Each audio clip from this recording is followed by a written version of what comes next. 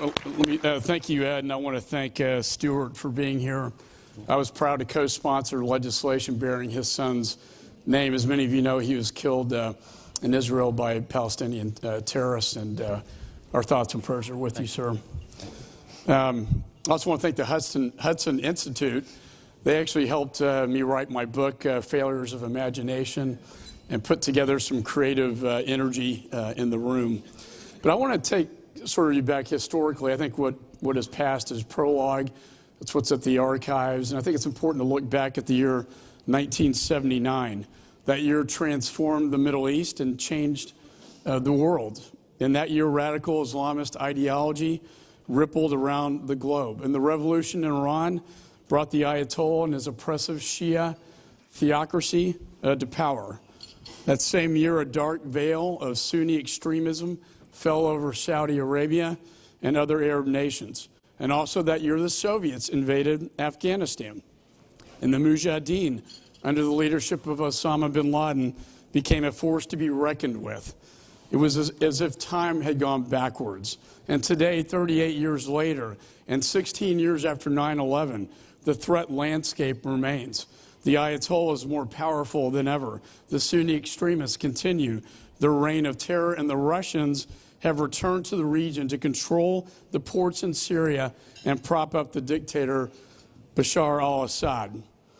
Fortunately, last week we saw a crushing blow to ISIS in Raqqa, Syria, and before that in Mosul. And after watching, as Ed and I watched this so-called caliphate metastasize in Iraq and Syria under the previous administration and over the life of my chairmanship, and after constant briefings on their external operations and threats to the homeland, we can finally see a defeat of ISIS in the region. But before we celebrate or claim victory, I believe it's important to caution that radical Islamist terror is still alive and well. And all one needs to do is look at the northern Africa and the recent events in Niger. All one needs to do is look at Iran and its growing presence in the Middle East.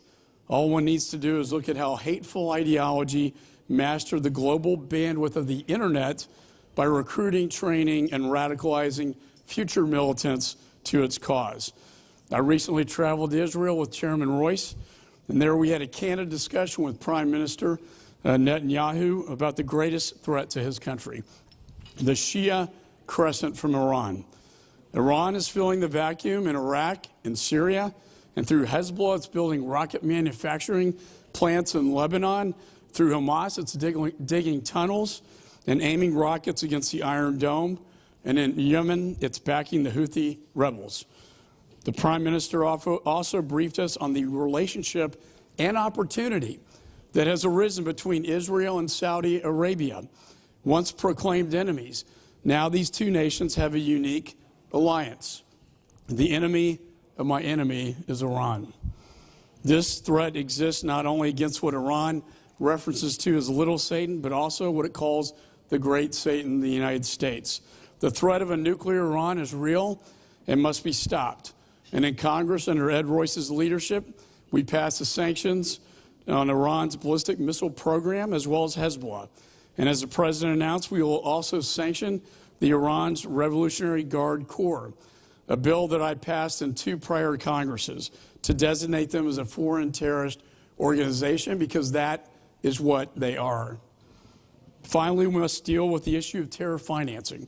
Qatar stands as a leader when it comes to funding Hamas, ISIS extremists. In Syria, they fund al-Qaeda and the Taliban. Qatar also has a unique and disturbing relationship with Iran. I believe it's time to hold them accountable. If Qatar is to remain an ally, it must renounce its terror affiliations. Thank you. Muslim Brotherhood continues on the march to threaten Egypt and the region. It was also al-Qaeda that grew out of the Brotherhood. President Morsi and the so-called Arab Spring liberated them. President al-Sisi is trying to restrain them, and we must support him. The Muslim Brotherhood under Yusuf al-Qaradawi proclaimed that Allah used Adolf Hitler to wreak the Holocaust upon the Jews as divine punishment and praised him for putting the Jews in their place. Winning this struggle is personal to me. My father was a bombardier in World War II and participated in the D-Day air campaign. He bombed the Nazis. I recently visited Auschwitz to see firsthand the terror and systematic exterminations that the Nazis perpetrated on the Jewish people and the horrors of the gas chambers and Dr. Mengele. What my father and Ed Royce's father and their generation were fighting against was pure evil. It is no surprise that the radical Islamists were then allies of the Nazis. As a once famous Jewish man said, in Jewish history, there are no consequences. We must always remember and never forget. Thank you.